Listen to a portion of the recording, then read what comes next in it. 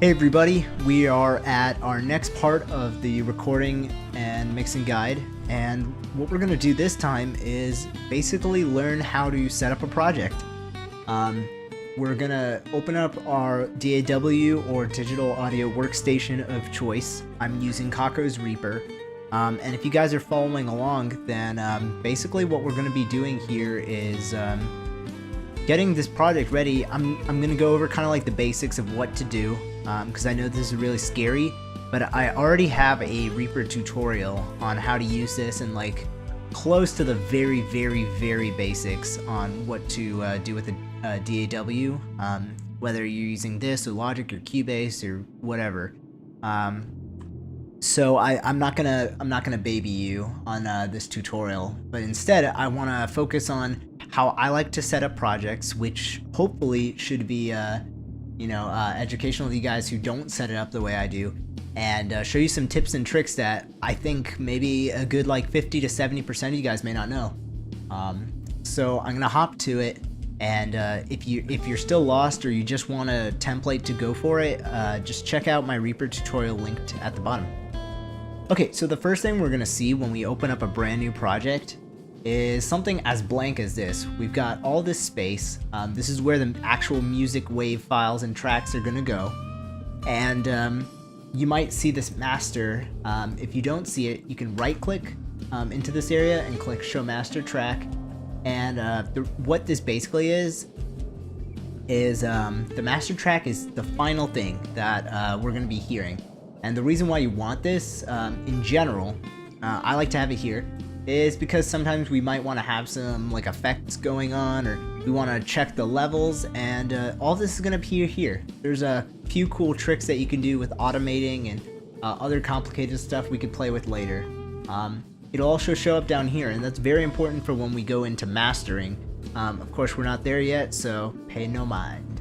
So the first thing I want to show you guys how to do is kind of just like route a few things. So when I say routing, I basically mean when we're creating a song, we're using different instruments, different sounds, things that won't work at the same volume or at the same effect as another track. So we need to create individual tracks for everything that we plan on creating. And you can make them as you go, it's not a big deal. But for example, say that we're gonna make drums. And the reason why I'm picking drums first is because a lot of you guys are going to be programming drums. So I'm going to right click in this area and hit virtual instrument. Sorry, I did that already. And I'm just going to scroll over, get Superior Drummer, ignore the fact that I download so many of these. And sometimes it's going to say build routing confirmation, and do you want to add the following tracks for effect? And I can say yes and we'll be done, but I could also say no and show you how to get it. So I'm gonna say no, and now what you're gonna see is your Easy Drummer, Superior Drummer, Steven Slate, Bob the Builder, whatever drum or instrument for that matter that you wanted to open up. And basically what we did was we loaded this VST. I forgot what it stands for, but basically this is a virtual instrument. It's not a real instrument, but it's a software that pulls these special files of someone who hit a snare like 400 times at different volumes and recorded it. So they're called samples, because we're just taking little bits, itty bitty samples, and they did that for all of that. So that's what a virtual instrument is. And there's a bunch of confusing stuff here and crap, but we're not going to worry about that. But basically, once you have this, normally all we'd have to do is write a MIDI track, or basically like we're writing the computerized sheet music here that will help write the song. You know, if I do kick snare, like quarter notes, it'll just play.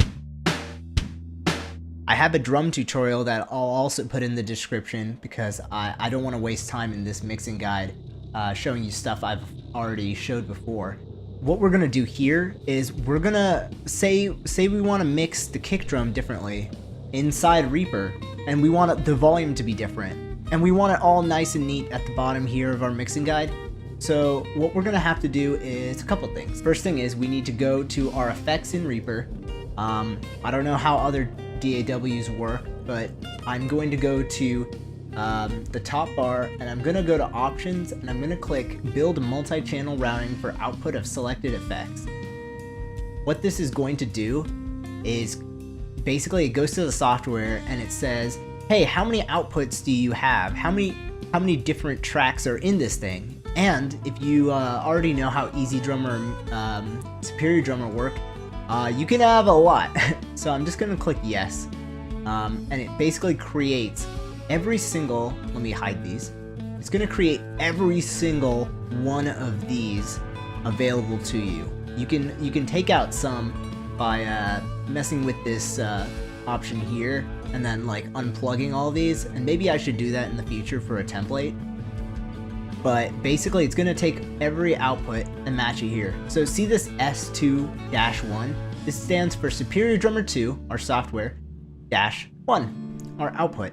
And this output is specially programmed to say, when we do that, you know, put all the outputs there. Now, we don't need 16. I barely use 5. So how do I know what I'm using? We go to the microphone input, and this looks the same as Easy Drummer. And then we select the output, and we say go to out 1. And right now it says out 1 for everything. So if we were to write a program, or sorry, if we were to write MIDI drums, it'd all come here, right? I could draw it out too. It's just Superior Drummer here, and then output 1. It's a very straightforward circuitry, if you will. But I don't like that. These 3 are the kick drums. These 3 are the snare drums. I want the snare drums to come out of 2. So I could select output 2, output 2, output 2, and then say I want the hi-hats to come on output 3. So I just hit out 3, and now I want the toms to all come together, maybe like 4, just for organization. So RT1, RT2, those are rack tom 1, 2, 3, because they all have individual mics. And again, my drum tutorial kind of goes over some of this stuff. It's very outdated, but I do trust it to get the points across. Then OH, which stands for overhead mic, so the microphone's above the drum. We'll send that to 5. And then I don't use these ambient ones. I haven't gotten them down yet. But this one I'll just send to output 5, which is fine. Okay, so what I actually just did, for kind of those of you who wonder what I just kind of opened, is I went to File and Customize Note Names, and I loaded the note names from a file. You can find these files on Reaper.com. This one was a Superior Drummer 2 drum map, and basically what this does is it tells what part of the drum is on every single note, so I don't have to keep guessing. It's extremely useful to know what you're playing and not forget, and it just saves you unbelievable amounts of time. Now I want to emphasize where you should be looking is at the bottom here, or you can look on the side. We haven't gone that far yet, so let's give this a playthrough. Now if we mute any of these, we can mix our drums inside Reaper to perfection.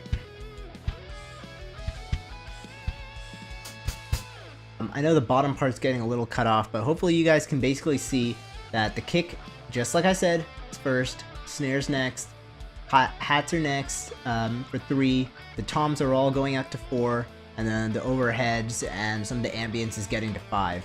And the rest of this junk, we don't need. Isn't that nice? Isn't that nice and neat?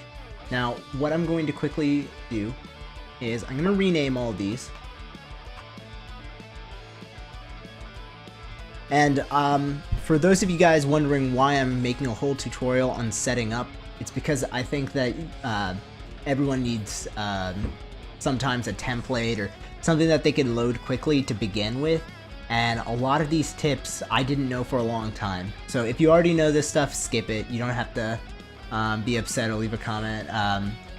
But I truly think that this is going to be beneficial. Also, File and Project Template. Save project as template. Everything you have right now, all you have to do at startup is just go File, Project Template, and load it. I have tons of templates. It doesn't mean that you're starting off with like a perfectly mixed thing. In fact, I highly don't recommend you have a template with volumes set or like anything specific, because not only will it not sound good as if you took the time, love, and care and TLC to your song, but you're probably going to be clipping at some point. You're going to be needing to change things. So I just like to have my drums set up instead.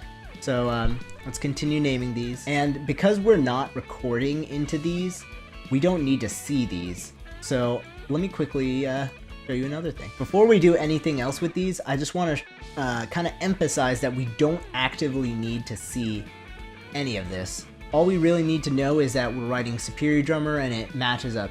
So one trick you can do is right click any track, go to Track Manager. The Track Manager is right here. And what we're going to do with that is we're going to see this TCP, that's the track controls. This MCP is the mixing board. We want to mix these, we don't want to record these, so let's get rid of all of this. And I'm actually going to create a new track. And this is a new concept for those of you who never tried it, called busing. And I'm gonna make a new track and call it Drum Bus. And basically a track is just, you know, kind of like a container for sound waves. And sometimes we can record into that container. Sometimes we can route stuff into it. And the reason why we want to route stuff into it is because we want to mix all of them in a similar fashion. Now, we could try to mix all of these individually with guitars and bass and trumpets and strings and whatever, but that's just gonna be chaos, and sometimes we want to apply the same effects to all of them at once. It would make a lot more sense from a computer standpoint if we do it all with one effect, because then we're occupying less space in memory, which is how much RAM you have, which, you know, is limited. And your computer's CPU, the processor, won't have to pay attention to so many effects running at once. It just makes way more sense to try to collectivize and optimize our project as much as possible. So we create this track, and we can remove it from here because we don't need it. We're looking down here, and what I'm going to do is select all of these tracks, our drum tracks, and I'm going to right click on this IO. And I'm going to take off Master Send, because that sends it to Master. But instead of Master, we want to send it to the drum bus and let the drum bus send stuff to Master. And just to kind of emphasize how much these all work together, I'm going to give them a color. Let's go with like brown. I like brown. Now we have all of this going on. And we don't need Superior Drummer in our mixer too, because it's just for MIDI. So I'm going to take that out of there. And now, if we play through our thing, you should see everything go through here. So basically what's happening is everything's going to the drum bus, and then the drum bus is going to Master. Now I can mix all of the drums. I can mix some of the drums. Now, I already have a Superior Drummer kit, and this is my second time recording this tutorial. Unfortunately, I set the resolution too low, so I'm actually going to load my my own sort of preset here. I'm going to go over quickly how we can kind of apply the same concept to guitars without necessarily recording anything. So I'm going to create, let's just say 3 tracks. Now, my music, a lot of the time it's hard rock or metal oriented, so I'm gonna create rhythm guitar bus that collectively has 2 rhythm guitars. So I'm gonna name this one Rhythm Bus.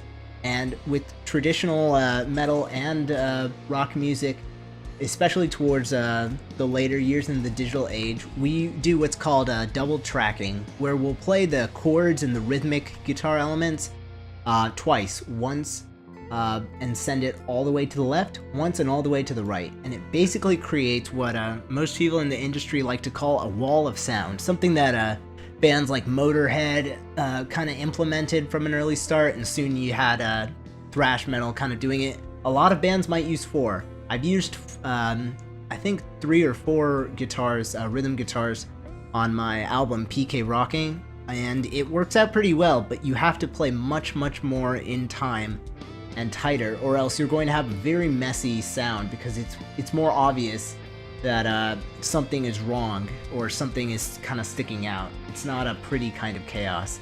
So just like with the drums, what we're going to do is we're going to take our rhythm left and our rhythm right, and I'm turning these wheels to pan them or place them in different places of the sound, kind of like the soundscape, if you will. And I'm going to do the same thing, right click on I/O, and you can also left click, and then it'll just take you to this nice thing. And then we're going to hit send, and we're going to send it to the rhythm bus to collect all of it. We're going to do it for both. We're going to hit rhythm right, and now all we have to do is we can hit record monitoring on for both of them, and we record them each one at a time. You can't copy and paste, and the reason why is because the sound waves will start clashing with one another in perfect unison, basically like the spikes of any sound wave. And I'm not a physicist, so I'm going over this briefly. If you have the exact same one left and right, what they're going to do is they're going to hit each other at the exact same moment, exact same time, and they're basically going to smush their harshest waves until it becomes flatlined in the center. I know I'm butchering the theory here, but basically don't copy and paste it. You are taking all the things in the left and right, and I believe the word is deconstructive interference, and basically you're smushing it into the center and it'll sound less awesome. All you have to do is record it twice, and if your parts are too hard to play twice, you need to simplify it or just practice a little, and it's definitely worth it. So now I'm just going to take all these and give them a pretty color. I like having my rhythm guitars as red because they're usually my favorite part, and red's my favorite color. And that's pretty much all you have to do for everything. I can right click, I can select all of these, duplicate, and let's just put this on top. And I can call this a lead bus for my lead guitars. These are the melodic sort of guitars that we'll be using later, and maybe we'll call one lead 1, one lead 2. We'll change the color to green. I like calling them green because they're a little harsher, and green's a harsher color, and it's festive. Now, you shouldn't really worry about panning these before you play, but I will tell you guys, just because I was at this stage once, I like to keep things usually close to the center, but not on the center. Maybe like 12, sometimes it'll be 20. Just don't bias your ears to something before you record and write your song. Now, the last thing I think I should show is what I'll do for the bass guitar, because with all contemporary metal and rock music, and again, let me stress this, the reason why a lot of people in this video game music community or in general make music is because they're inspired by their favorite music to listen to that may not be video game music. I mean, the reason why we're doing a lot of this stuff isn't because just because of the covers. We're inspired by Pantera, Metallica, Iron Maiden, Van Halen, Led Zeppelin, Animals as Leaders. So, as long as you keep learning contemporary music as well and listen to anything, genre, like music is a language, and it comes in many different dialects and flavors. So, don't turn away from anything. And remember, a lot of the stuff that they do to record is probably just as good as what I would use to record. So definitely check out any of their guides or any of their ideas. Now, what I do with bass guitar is I like to record a dry bass guitar, something that's a little bit like driven but not much, and then I like to have a dirty bass, and the dirty bass is going to have a different tone that I've created using my amp software simulator guitar rig, and it's going to have like a drive pedal in that makes it very smacky, very aggressive. Slightly, I compress it differently and I EQ it to where I get more of that dirt, and then that helps it blend in with the rhythm guitars. So I just personally like having that. And on the bottom here, I'm gonna move all of our buses to the front. You can also do this by right-clicking this master track and clicking auto arrange and group folders to the left. If you have those check marked, it'll just automatically do it for you, which I don't mind personally. I just like the order that I set it to, so I usually turn it off because it's going to bother me. Now the other thing you might have seen me do is when I select a track and I drag it under, this is purely for organization. You still need to send the tracks to the right spot. And luckily the wiring is, or if you want to even call it that, the wiring is such that all these buses are going to go to the master now. So all we have to do is really record. And remember to have your monitoring on so you can hear it. Another thing I can show you briefly is if you hit up here, you'll get your audio options, and this is where you select your driver. So if I wanted to change drivers, which I'm not going to do or else you'll stop hearing me in the recording, is I'm going to go to audio system, ASIO, and then I'm going to go to ASIO GX. You can use whatever ASIO is compatible with your interface that comes with it. You can use ASIO for all, which we mentioned. Remember that ASIO for all usually has an exclusive mode, which means only your DAW can use your audio for Windows or whatever have you. So when you have that open, you can't use audio with other stuff like Skype or your internet browser. So keep that in mind. And then once we're there, we're just going to use the input devices. Usually mine will say something like ASIO GX send 1, send 2, out 1, out 2, and then my output will come out of my interface, and I send that to my speakers and my headphones. Another thing you'll want to note is how many samples you're doing, and basically you can make them go lower and lower, which will give you some more detail, but at the cost of this like higher quality. And what the main thing you want to do is get low latency, and latency is a word that just basically means lag. When I play a note, how long does it take for the computer to process it and play it back to me? Most people I know like to keep it below 30. I have mine right now to where I can play at 10 milliseconds, and it doesn't mess with me. But your computer may not be able to handle this, so keep that in mind. One thing you do need to have when recording is a fairly solid CPU, and sometimes an interface will really take away all of the processing problems if it's fast enough. So definitely invest if that's going to be an issue. Right now I have mine at like 256 when I'm recording guitars, and then I lower it as I start having a lot of things. Now that we basically have all of this, we can probably start writing drums and kind of get underway for creating the structure for Song of Storms. I will add synthesizers, and writing MIDI with those will be a little bit of a different ballpark. Unfortunately, I also recorded that tutorial at low res, so I might have to go over it. So these next chapters will really be up to you, and I'm gonna probably cut down a lot of the recording process, since I think you guys know at this stage how to get going, and it won't do you any well to just see me clicking buttons. If you're having trouble with any of the Reaper tutorial or drum guide because they're very old, or even this one, leave a comment, send me a message, either leave a comment on YouTube, you can tweet at me at twitter.com, I'm at SwigglesRP, or you can check my Facebook page, facebook.com/Swiggles1987, and you can send me a message or post it there, so if anyone else has questions, they can answer it or find out your answer, and hopefully you guys will be on your way to making a very good cover. As of this video, you guys have just less than a month for the Level Up Challenge, and I'm certainly looking forward to hearing some really good step-ups and awesome songs. Alright, see you guys next part.